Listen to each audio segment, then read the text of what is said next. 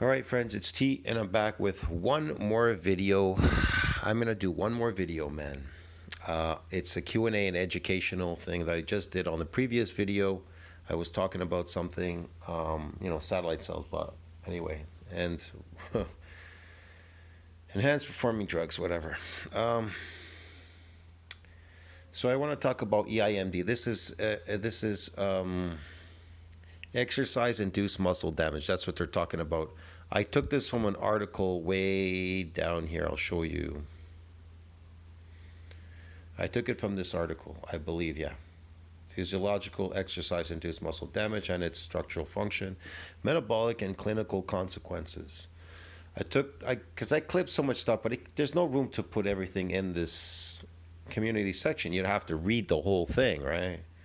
But anyway, so this is important. Okay, so EIND. With less damaging repeated bouts, there are less damaging repeated bouts. The damaging repeated bouts, they're there. There's some in the beginning when you first come to the gym. They're there, and then they practically diminish. They become protected, and then you may get a few more, and then they diminish. Okay. We call that adaptation. We call it an adaptation process in the physical realm, whatever you want to call it. So their numbers remain elevated and enhanced. The myogenic capacity of future stressful events. Okay, they're talking about, the nuclei, they're talking about satellite cells. They probably contribute new nuclei, the satellite cells. They contribute new nuclei to myofibers only in cases of hypertrophy exceeding what? 25% of muscle volume. What I discovered was what they're talking about in muscle damage. Okay, I'll explain this. I'll explain this really quick. So you have to exceed, when it comes to real muscle building, I'm not talking about sarcoplasmic hypertrophy, you eating a fake artificial carbohydrate drug-induced diet, eating drugs all day called carbohydrates, and trying to build fake muscles, eating carbs, eating artificial food, creating artificial muscle growth. Okay, I'm talking about real muscle with protein, real protein building real muscles. Okay, not fake stuff. So here at the bottom, they still talk about stuff here. Eccentric exercise protocols do not only cause EIMD. See, here's people going to tell me that muscle damage has nothing to do with building muscles or hypertrophy. Oh, yes, it does. Eccentric exercises are what? They're what associated with what? Muscle damage. They're always associated with muscle damage.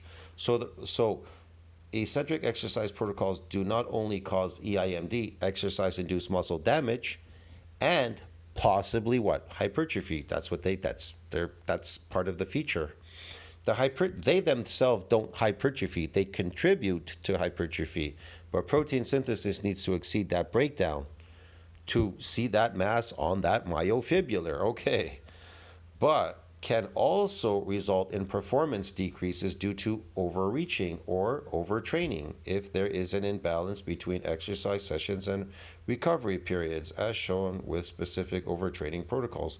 That's why building real muscle is really based on damaging muscles. Building real muscles is based on damaging them, repairing and remodeling them. It's a complicated process. I think people just don't understand. And when they're talking about soreness, they're not talking about the soreness that you're getting from lactic acid, you being a lifting slave, training in the gym 5 days, 6 days, 2 days, 4 days a week, whatever.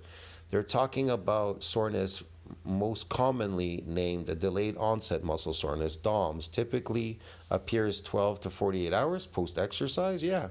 Peaks at 24 to 72 hours, which is 3 days, and subsides within 5 to 7 days. Yeah, I would agree. I would agree that it subsides usually on the 5th day, and then 6th and 7th there's nothing going on there. It's already gone on the 5th day, so then the last 3 days there's nothing there.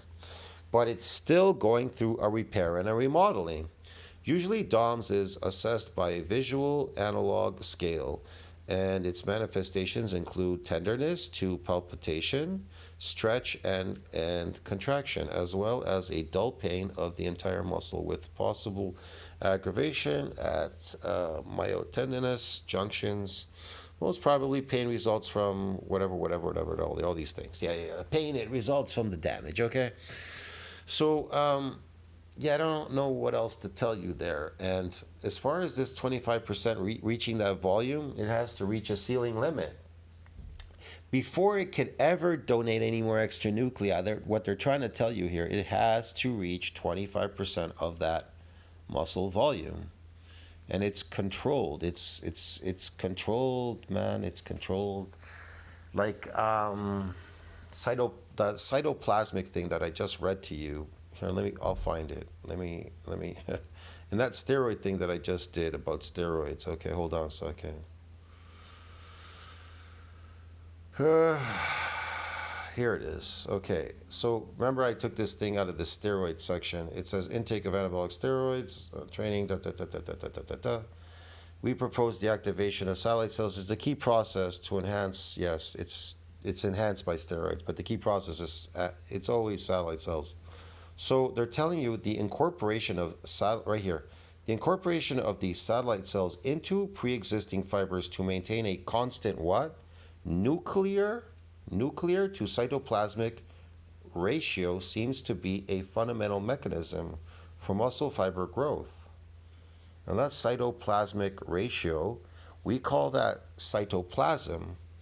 You can increase that cytoplasmic ratio eating complex carbohydrates. It's a type of glycogen. And it can hold a lot of glycogen. It can hold a lot of glycogen in there. Now, that's why they're trying to tell you hold a constant nuclear to cytoplasmic ratio. However, the cytoplasm can increase way further than the nuclear domain. The muscle fibers can increase. You can get more of it. So that's why I say artificial muscle growth, okay? So you could misconstrue growth from eating an artificial diet called carbohydrates, because the cytoplasm, it just fucking takes off eating too much carbohydrates. Muscle doesn't build that fast, doesn't build that easy, and it's complicated and it's difficult, it's hard. Now, I'm not saying you can't use it as a little secret weapon. You could use your potatoes as a secret weapon, as a mass builder to help you, right? You're going to get a pump for sure if you lift. You're going to get pumped.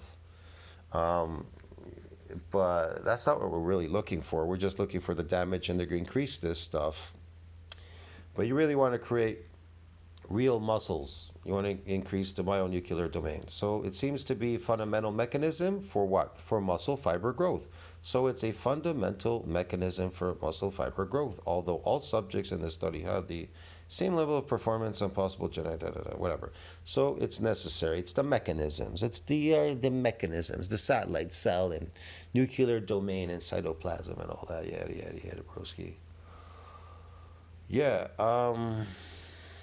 And here's that map. Hold on a second. I want to show you this map. This map is really important. I think it's here somewhere. Hold on. I don't know where it is. There it is. So that map reached the ceiling limit there during hypertrophic process. Untrained for straining solid cell. Hypertrophic process did hypertrophy. Now, here's the thing. Even though it hypertrophied here, can you get it has to hypertrophy, like it said there, 25%. I would say more. I would say it would have to hypertrophy. Look, it would have to reach a ceiling. I'm going to put it this way. When they're talking, they're probably not, you're not really understanding when they say 25%. They're talking about it has to reach a ceiling limit. This hypertrophy, it has to reach its maximum ceiling limit before it would donate any more extra nuclei to that domain to support further muscle growth. I'm not saying that you can't damage muscle fibers and they repair and remodel. But that doesn't mean that, well, I damaged fibers, I got an adaptation, they repaired and remodeled. It doesn't mean that they will donate extra nuclei to that domain to support further muscle growth. They only add these nuclei because they synthesize proteins to support what? Further mass growth of the mass of the myofibrillar. You understand me? They're not talking about repairing and remodeling. The satellite cell repairs and remodels, like it said there in science. It's repairs and remodels. That's its job. But as far as it donating its nuclei, if it doesn't reach hypertrophy, If it doesn't reach a ceiling limit during hypertrophic process, it will not donate its nuclei to support what? Further muscle growth. That's why it's important to be anabolic. It's important to be in a positive nitrogen balance if you are a natural lifter. Get it? And even if you are a steroid lifter, you need to be in positive nitrogen balance too. You have to do it in the natural world still. The fake world, it just doesn't work, bro. That's why when you come off the steroids, it all goes away.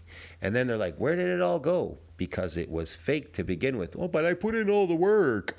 I created these fake muscles putting in all the work. I put cosmetics on my face. I put on the work. Yeah, but it washed off so quick in the shower. But it went away when I stopped injecting it. Why? Because you didn't apply the natural mechanisms in building real muscles. You could have using the steroids because they do increase performance, right? Which will help you lift a heavier weight, which would most likely could cause more muscle damage, right?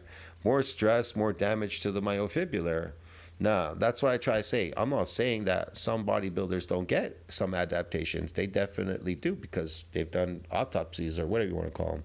And they found they had some had some additional nuclei to support further muscle growth. Get it? See what I mean? But not all of them, because they're lazy. And whatever. They just don't know how to bypass myonuclear domain size limit. That's their problem. Their training is frivolous. It's a training that died when they were natural. That's why they say, these natural guys, well, you have to work to your natural genetic limit and then you should take steroids. Well, if you work to your natural genetic limit and take steroids, then you're now faking it because you never passed it, because you're still at your genetic limit. You didn't figure out how to get past what? Myonuclear domain size limit. Get it? When you reach the ceiling limit. Whatever, man. Anyways, this is just funny, bro. So yeah, a unique feature of what? A unique feature of untrained subjects. They get stiff and sore the next day because of what? Muscle damage to muscle fibers. It never says trained subjects, dude. So that's why real bodybuilding still applies if you want to build real muscles. I'll see you in the next one, friends. Tell me what you think about that. Like, subscribe, support the channel. Ciao, friends.